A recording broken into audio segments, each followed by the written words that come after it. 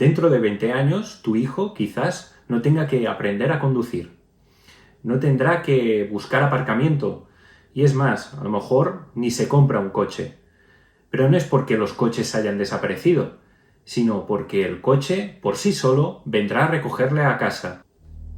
Desde que existe la humanidad, soñamos con vehículos que se muevan solos. Cuenta la leyenda que Hefesto fabricó un hermoso trípode de oro que perteneció a la mismísima Helena de Troya. Este trípode viajaba por sí solo buscando al hombre más sabio. El polímata Leonardo da Vinci diseñó un carro de madera con varios muelles de ballesta para regular el movimiento de forma autónoma.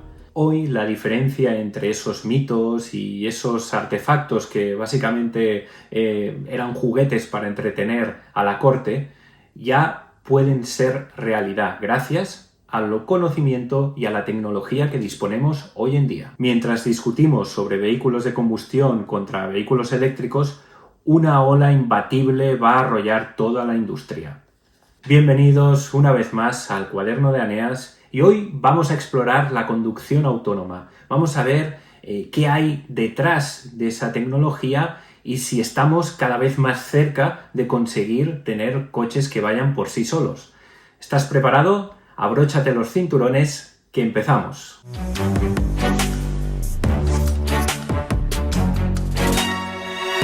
Conducir es una tarea extremadamente compleja. A algunos se les da mejor que a otros, es evidente, pero es una tarea que hacemos los humanos donde intervienen muchas piezas, muchos órganos de nuestro cuerpo, sentidos, sistema nervioso, sistema muscular, y realmente reproducir esa tarea para que lo haga una máquina por sí sola es extremadamente difícil. Un coche autónomo no es una sola tecnología, no es un elemento individual, es la conjunción de distintos órganos, como si fuese un cuerpo, que trabajan de forma síncrona, de forma complementaria para poder alcanzar su función, su objetivo, que es mover un artefacto del punto A al punto B. Por ejemplo, tenemos lo que son los ojos o todos lo que serían los sentidos, ¿no? También oído, que serían toda esa serie de sensores que tenemos, como pueden ser las cámaras, el LIDAR, el radar, sensores ultrasonido, también hay sensores inerciales, lo que se llama IMU, que son acelerómetros para medir los giros y las aceleraciones en los tres ejes del espacio.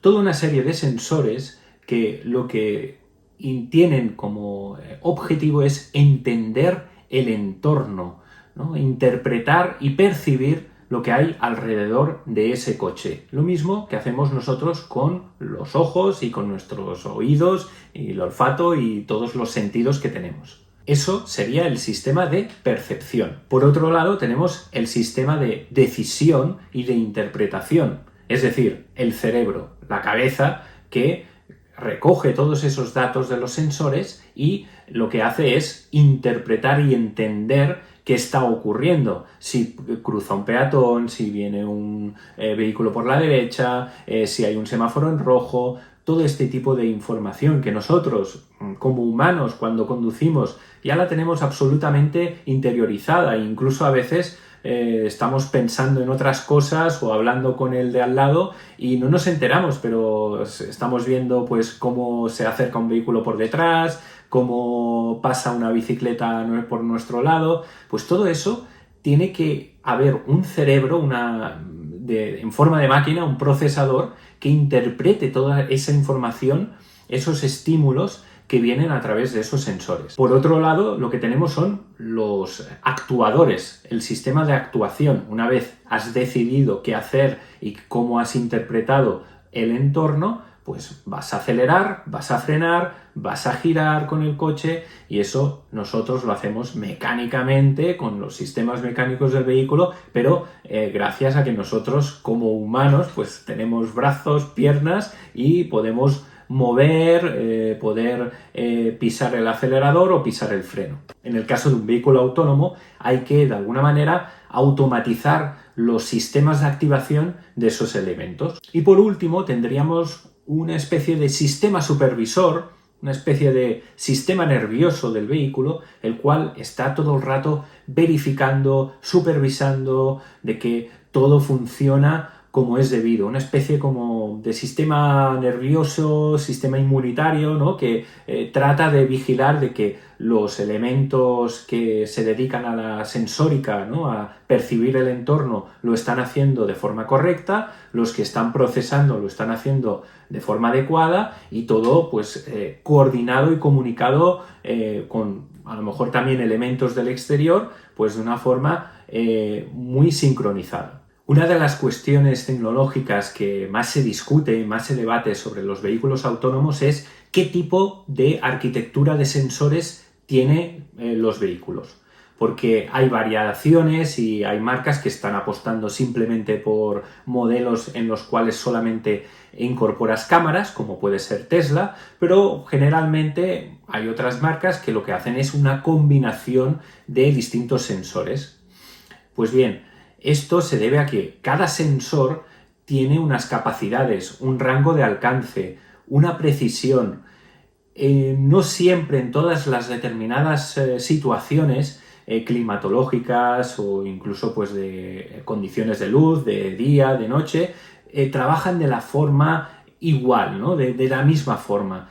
Entonces, por eso es importante generalmente, y es algo que bastante está establecido. Es verdad que Tesla es como una especie de excepción, pero bueno, ya veremos si aguantan con ese sistema, porque generalmente para poder alcanzar lo que es una conducción autónoma de un nivel pues que ya prácticamente sea en todas las condiciones, necesitas la ayuda de diversos sensores. Porque, por ejemplo, en condiciones adversas, como podría ser niebla, pues claro, una cámara, a lo mejor, pues precisamente las cámaras a la que haya niebla, pues no van a ver mucho lo que hay detrás de esas nubes bajas, ¿no? Pero también, por ejemplo, el LiDAR tiene problemas porque al final la longitud de onda en la cual trabajan los rayos de luz de los rayos láser, digamos, que utilizan este tipo de sistemas LiDAR, pueden reflejar con las gotitas que hay de humedad, ¿no? Dentro de la niebla. En cambio, los radares trabajan en unas determinadas frecuencias, en unas determinadas longitudes de onda que pueden atravesar lo que es la niebla y por lo tanto pues poder detectar si hay obstáculos o objetos por dentro de la niebla, ¿no? Esto es un ejemplo, pero en condiciones también diurnas en las cuales a lo mejor tienes el sol de cara. Tú cuando vas conduciendo, pues si te viene el sol de cara, o bien tienes gafas de sol o te pones la típica tapa, ¿no? El parapeto, el parasol que tienes en el vehículo y bueno, y puedes más o menos conducir de una forma segura viendo lo que hay a tu alrededor. Pero una cámara se puede deslumbrar y directamente no tener ningún tipo de detección de objetos o incluso confundir determinados reflejos con objetos, porque al final las cámaras lo que están viendo son imágenes en 2D, píxeles que tienen que interpretar y tienen que detectar si es un objeto que se mueve, a qué velocidad. Entonces eso es complejo de hacerlo simplemente con cámaras. Necesitas el apoyo de otro tipo de sensores. También, por ejemplo, un sistema de vehículo de conducción autónoma obviamente necesita también tener sistemas de geolocalización, GPS, GLONASS, sistemas también de detección con satélites Galileo, digamos, complementar toda la geolocalización para que sea lo más milimétrica posible. Es decir, aquí no es como tu reloj de estos inteligentes o tu teléfono que a veces pues tiene un error de metros, ¿no? En tu localización exacta. En una conducción es crítico saber en qué posición te encuentras en el espacio, por lo tanto necesitas tener sistemas de geolocalización muy precisos. Y eso además pues también añade otra problemática. Cuando atraviesas un túnel a veces se puede perder la señal, con lo cual eso puede tener problemas, ¿no? Y te tienes que apoyar de otro tipo de sensores y de otro tipo de tecnología para, en situaciones donde se pierde la cobertura, pues no perderte. Para enviar las órdenes al acelerador, al freno, al volante, a la dirección, cada vez pues estos vehículos van a incorporar sistemas eléctricos o sistemas electromecánicos que enviarán señales eléctricas como si fuesen sistemas nerviosos, ¿no? Como si fuesen neuronas que van conectadas entre sí, para poder lanzar señales de acelerar, de frenar, de cambio de dirección. Todo esto conlleva a tener un sistema que sea muy fiable, seguro, y que de alguna manera asegure que en caso de alguna mala operación, algún mal funcionamiento, el sistema sepa cómo reaccionar y poner el vehículo en modo seguro. Esto es lo que se llama todos los sistemas de seguridad funcional. Y entre otras cosas es que los sensores y estos determinados sistemas de actuación deben de ir con redundancia. Es decir, no podemos depender simplemente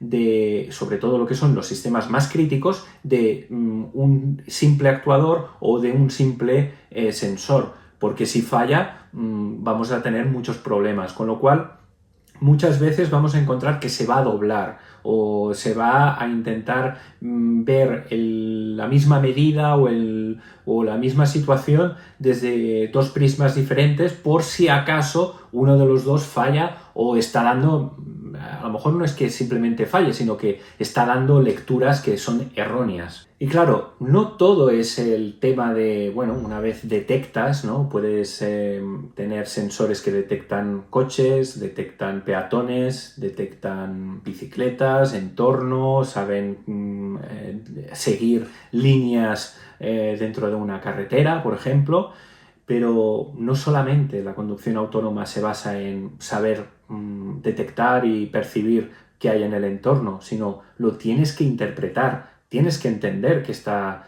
sucediendo.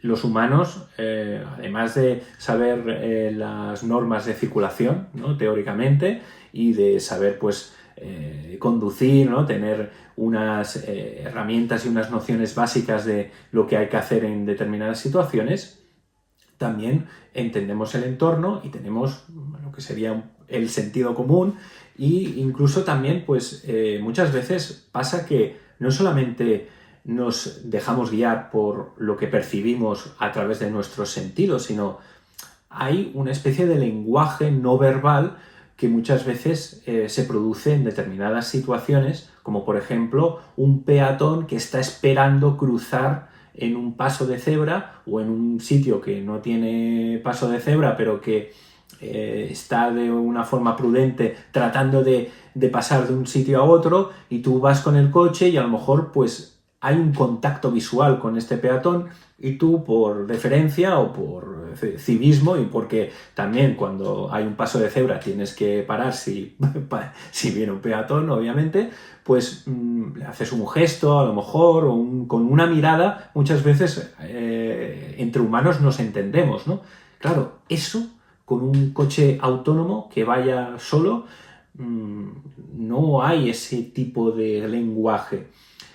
Entonces, por eso, a la hora de aprender, estos vehículos autónomos necesitan miles, pero miles y miles de datos para entender situaciones, para entender cómo funciona el entorno, para poder predecir movimientos. De hecho, esto yo lo he visto en proyectos en los cuales he tenido la oportunidad de trabajar, de sistemas de algoritmos que pueden interpretar o avanzarse a la intención de un peatón, si va a cruzar o no, o en qué posición van a ir.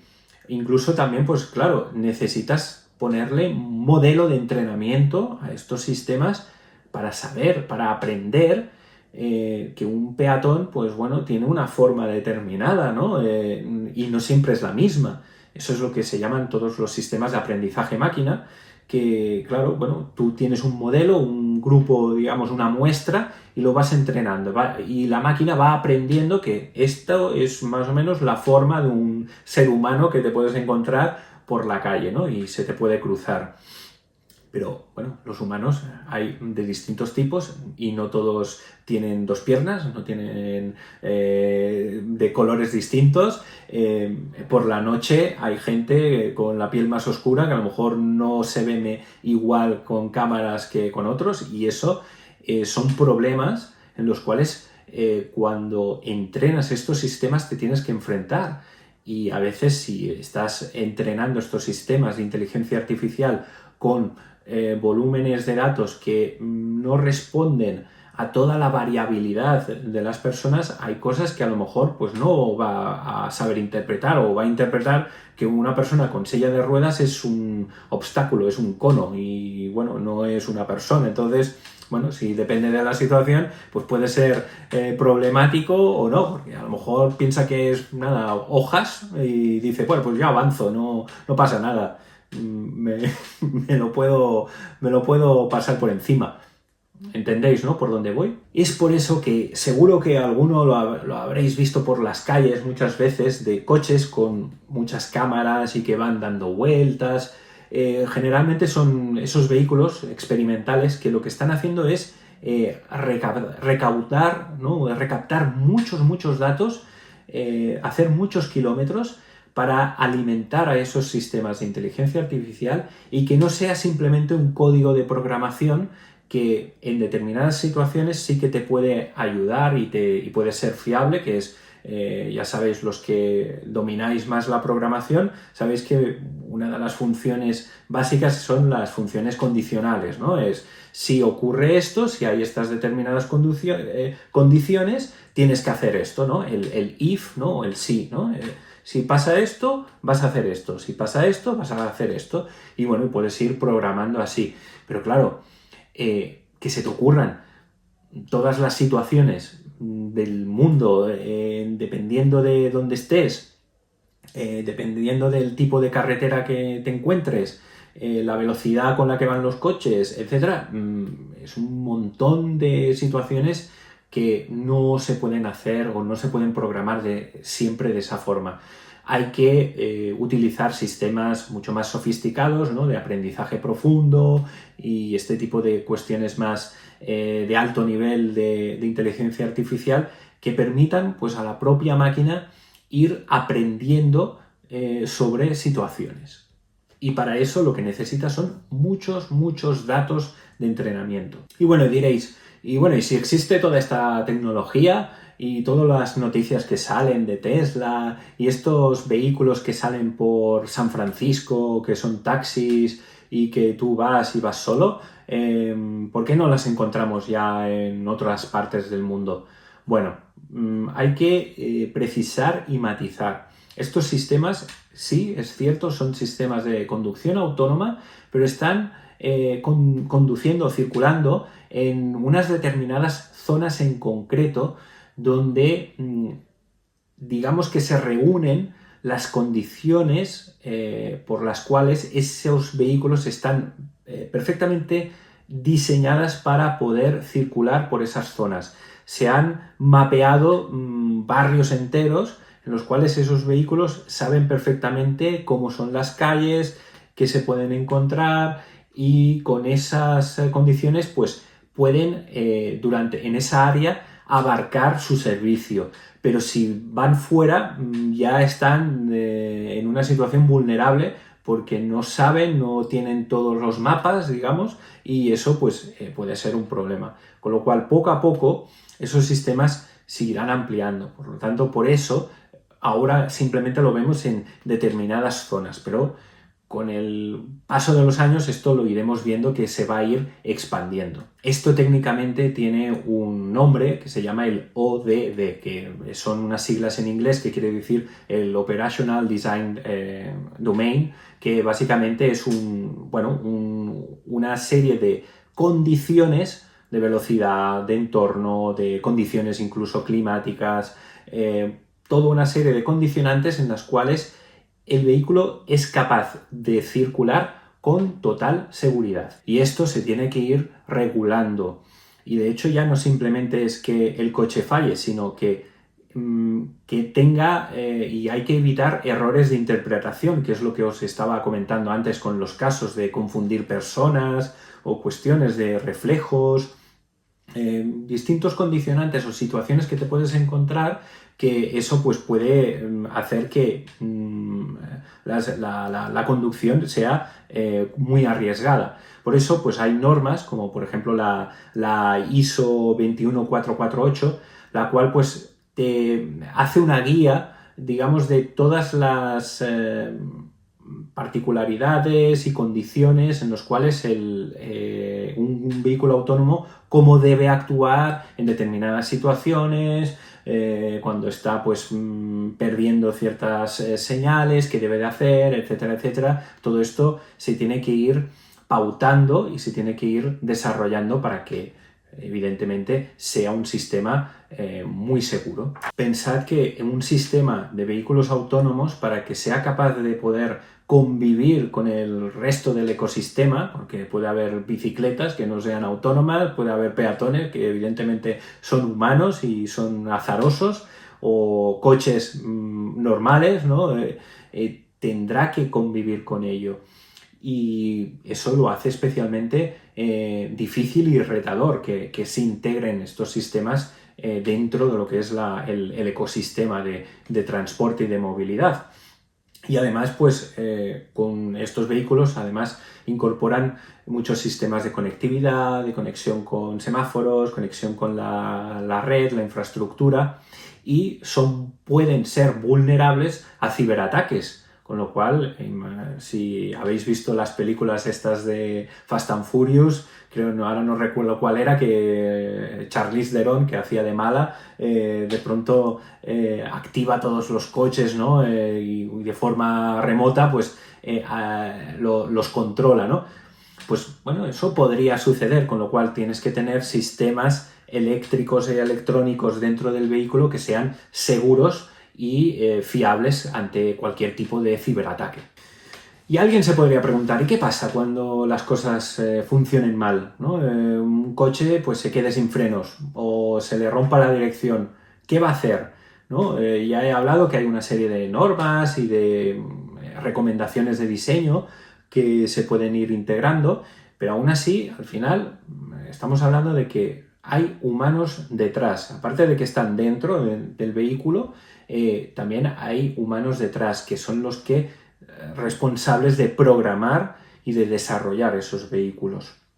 Y aquí entra una cuestión que es muy interesante, y de hecho el MIT, el Massachusetts Institute of Technology de Boston, hizo un estudio en 2017-2018 en el cual creó una cosa que se llamó la máquina moral, en el cual pues planteaba distintos dilemas, incluso tú te podías construir, diseñar el tuyo propio. Básicamente lo que hacía era tener un escenario en el cual tú tenías un coche que era autónomo y una situación de un paso de cebra con distintos personajes.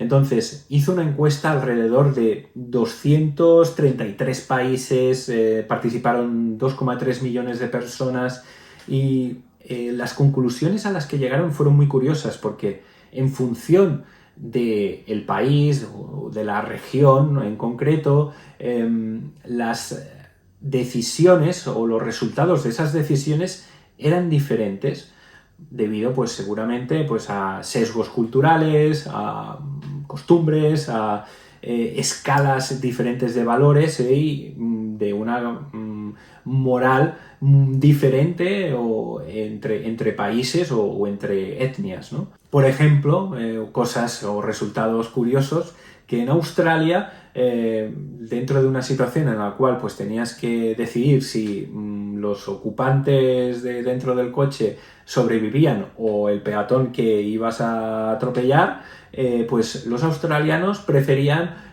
salvar siempre a las personas que estuviesen pues más en buena forma que una persona más o menos normal. Es decir, ahí los Gym Bros están a salvo. En cambio, en Brasil directamente era, no, solamente vamos a salvar los que están dentro del coche, me da igual cómo son los peatones. Y, por ejemplo, pues también generalmente esto sucedía mucho en los países asiáticos, donde se tenía mayor respeto por las personas mayores. En cambio, en Europa, pues generalmente salvamos antes a las personas jóvenes que a las personas mayores. Evidentemente, son encuestas, son estudios que se hacen, pero da una idea de que es una cuestión muy compleja y que si quieres expandir y extender los sistemas de conducción autónoma por el mundo, seguramente tendrás que tener en cuenta estos sesgos culturales a la hora de interaccionar con humanos, y porque al final pues también la posibilidad de éxito, de integración y de uso de estos vehículos autónomos, claro, si hay un rechazo social de cómo se comportan estos vehículos, pues al final pues no se van a usar. Por lo tanto, se tienen que integrar y amoldar a la situación en concreto. De hecho, mirad, hice un dibujo, una viñeta hace ya un año más o menos, en el cual pues precisamente planteaba este tipo de dilemas, en el cual lo que hacía era, dentro del coche iban Maduro, Yadós y la astronauta Sara García Alonso, y tenías un paso de cebra con Fernando Alonso y Bad Bunny. Claro, en esta situación, ¿a quién decides eliminar? No es tan fácil. Tienes al Mozart del siglo XXI, al mejor piloto de toda la historia de la Fórmula 1, que estaría en ese momento a punto de ganar la 33, con lo cual le podrías dar un disgusto a Lobato si pasas por encima de él. Y bueno, dentro del coche tienes a grandes personajes, ¿no? Entonces, ¿qué haces? ¿Qué haces? Decídmelo en comentarios a quién salvaríais. Pero bueno, ¿vamos a alcanzar la conducción autónoma, sí o no, después de todo este rollo? Bueno, hay niveles, ¿no? Como dirían algunos. Básicamente, y aquí os lo he traído, también os lo he pintado, aquí lo vamos a ver, según pues, la industria hemos clasificado los niveles de conducción autónoma en distintos niveles. Hoy por hoy, digamos que nos encontramos actualmente la industria, lo que comercializa es un nivel 2. Vamos a ver qué significa cada nivel, ¿no? Para empezar, el nivel 0, obviamente estamos hablando de un nivel que es el coche donde el humano decide todo, ¿no? Lo tienes todo y tú eres el responsable de enterarte de lo que sucede alrededor del coche. Vamos, los coches normales y corrientes. Tendríamos el nivel 1, que también ya prácticamente todos los coches también ya incorporan estos sistemas. Serían el nivel 1, el coche todavía no toma el control, pero sí que ya te empieza a avisar de cosas, ¿no? Te avisa de que hay un coche que se acerca por el ángulo muerto, te avisa ya y te empieza a pitar cuando te acercas demasiado a una columna, ¿no? Cuando estás aparcando, o cuando te estás acercando de forma muy bestia al coche que tienes delante, ¿no? Y todo este tipo de cuestiones ya empieza a alertarte, pero de momento no actúa. O como máximo puede actuar a nivel longitudinal, es decir, te puede hacer un frenado de emergencia si lo ve muy necesario, pero generalmente el control todavía lo tiene el ser humano. Luego tenemos el nivel 2, que el nivel 2 ya el vehículo ya empieza a adquirir ciertas controles de autonomía en determinadas situaciones, muy en concreto. Puede ser, por ejemplo, en autopista, siguiendo pues una línea de curvas, ¿no? Que sean muy abiertas, ¿no? En autopistas, digamos, de radios de curvatura muy, muy grandes, en los cuales, pues bueno, a través de cámaras, a través de lidars, ya puedes seguir las líneas de contorno de la carretera, y entonces más o menos te puede asistir, ¿no? Y puede ya empezar a controlar un poquito la velocidad. Pero aún así, el ser humano no puede desentenderse de la conducción. Está con las manos en el volante, con los pies a lo mejor pues preparados por si tiene que frenar o acelerar. Es decir, el ser humano sigue estando activo en la conducción y no se puede desatender para nada. Ese es el nivel 2 y ese nivel ya muchos coches también lo tienen. Ya determinados sistemas, el Lane Assist, todo este tipo de tecnologías que tienen las marcas, ya eso podríamos considerarlo como el nivel 2. Y de hecho incluso dentro hay algunos que ya tienen como un nivel 2 Plus que le llaman, que bueno, poquito a poco le van dando un poquito más de funciones de autonomía. Pero, repito, el conductor todavía tiene el control y todavía él es el responsable de las acciones. Luego llegamos al nivel 3. El nivel 3 ya sí que es una primera automatización casi completa del vehículo, pero en determinadas situaciones, muy en concreto, que puede ser, por ejemplo, en una situación de caravana, ¿no? Que haya mucho tráfico y, bueno, pues tú pones el modo nivel 3 de autonomía y tú te puedes estar pues leyendo, viendo una serie, viendo el teléfono y ya puedes incluso dejar las manos fuera del volante, ¿no? Desatenderte, puedes incluso pues mirar por la ventana sin preocupación. Claro, es una situación que ya empieza a ser muy autónoma, pero el ser humano no se puede dormir, eso está claro. Es decir, puede ya distraerse, pero tiene un aviso, a lo mejor pues 10 segundos antes, de que a lo mejor pues hay un pitido que te avisa al coche de oye, deja lo que estás haciendo y vuelte y ponte otra vez a conducir, pon las manos en el volante que me desactivo, ¿no? Ese tipo de situaciones, bueno, pues se pueden dar en lo que os decía, en cosas muy concretas, pero ya el ser humano empieza como a relajarse. Luego llegamos a lo que es el nivel 4, que es lo que hemos estado viendo pues en ciudades como San Francisco, ¿no? En Estados Unidos sobre todo, en China, por supuesto, y también ahora empezamos a verlo también en ciudades europeas como Berlín, creo que Madrid también. Bueno, y también lo hemos visto con sistemas de transporte público. Al final, el nivel 4 es ya una conducción pura autónoma, pero en un entorno determinado, en unas condiciones y en un entorno determinado, el cual está muy bien estudiado, muy bien entrenado, para que el vehículo vaya por esa zona de forma autónoma, pero por otras zonas, si se desvía de calle ya pierde el control. Es decir, tiene que ser en situaciones muy concretas. Y eso, por eso lo hace tan atractivo, por ejemplo, para el transporte público, porque son líneas que siempre son rutas estables, que no se modifican, y con lo cual eso permite que el sistema pues, puede ir de forma autónoma siempre por la misma trayectoria. La supervisión humana ya puede desentenderse. Puede haber, incluso ahora, pues más o menos por temas también regulatorios, hay sistemas, sobre todo lo que son transporte público, gente pues que está supervisando y que tiene pues unos botones, pulsadores de emergencia de poder parar el vehículo en caso de que se encuentre en una situación crítica, ¿no? Pero paulatinamente este nivel es quizás de lo más elevado que vamos a alcanzar en los próximos años.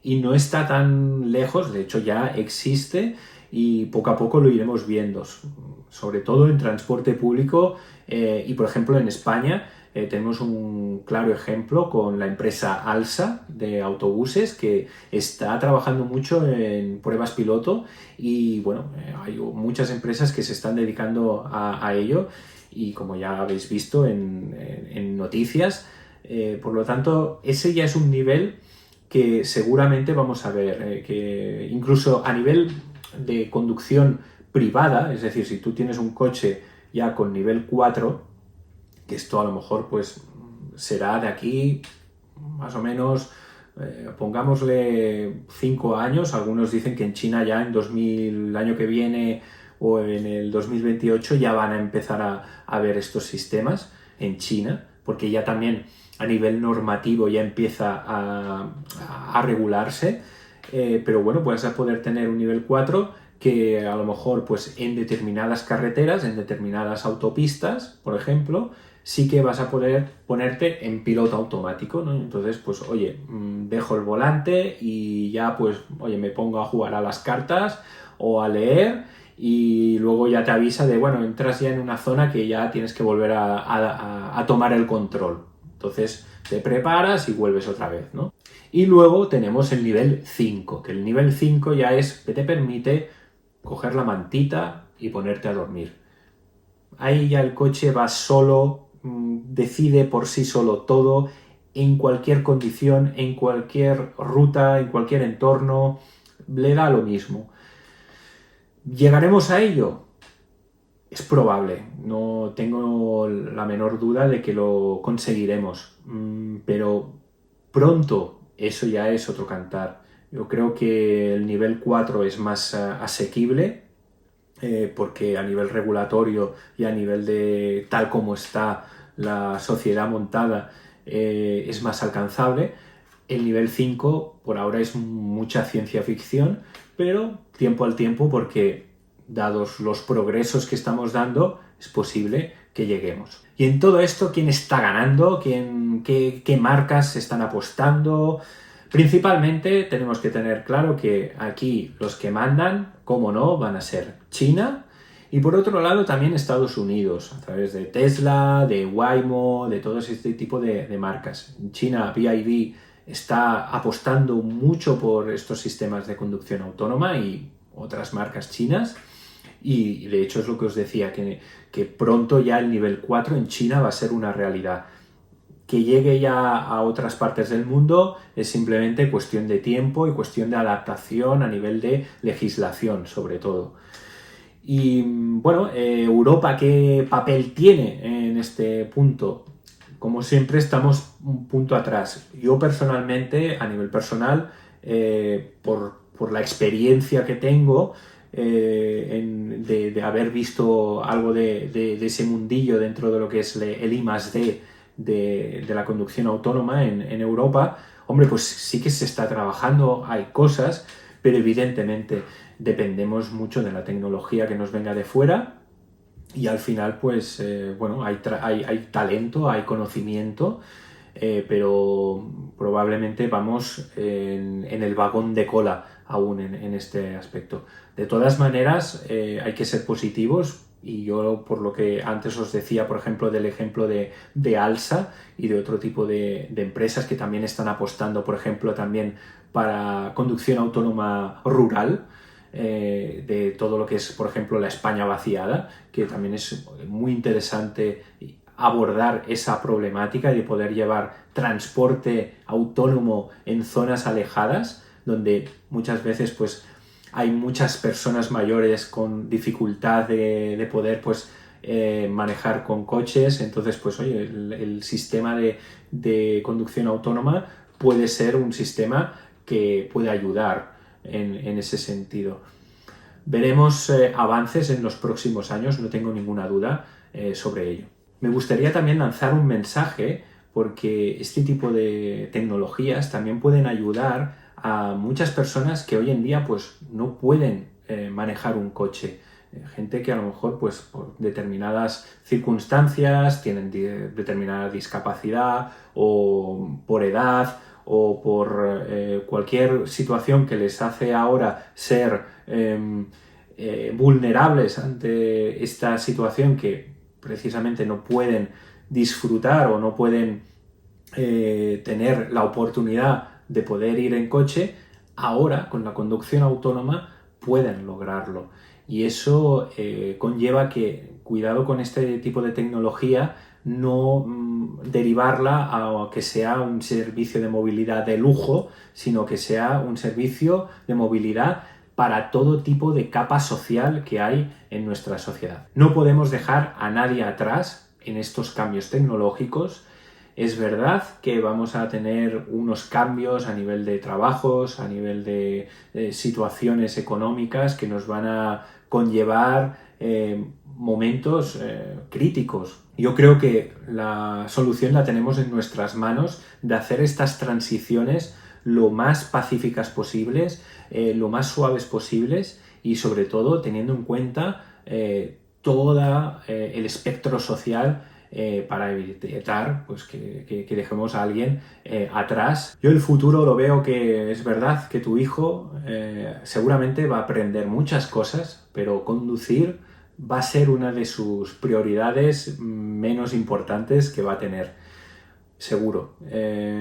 Vamos hacia una sociedad en la cual también seguramente la movilidad va a ser un servicio y por lo tanto va a dejar de tener ese interés de tener un vehículo en propiedad. Eso no tiene que ser por sí malo ni bueno, es decir, va a ser un cambio tecnológico que poco a poco nos iremos adaptando, porque además tampoco tenemos que ser naif y pensar que vamos a tener conducción autónoma en todas las partes del mundo, sino que va a convivir con el resto de tipos de movilidad que hay hoy en día, con lo cual tampoco se va a perder todo y depende de dónde vivas, pues va a ser más fácil o más difícil, pero lo que está claro es que si este sistema se integra bien, tiene que ser accesible y nos va a revolucionar el mundo de la industria. Pensad cómo van a cambiar los coches, la morfología de las formas de los coches,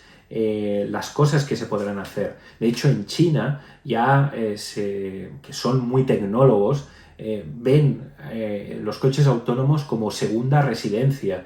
Es decir, son pequeños hogares rodantes que pueden usarlos para ir después de excursión, de viaje de vacaciones, con lo cual aquí en el futuro se vislumbra algo diferente. Espero que te haya gustado este vídeo, espero que te haya gustado la explicación. Por favor, comentad, decidme qué opináis, increpadme si es necesario, pero sobre todo pues dadle al like, no dejéis de olvidaros de suscribiros. Muchísimas gracias si has llegado hasta aquí y nos vemos en el próximo capítulo. Hasta luego.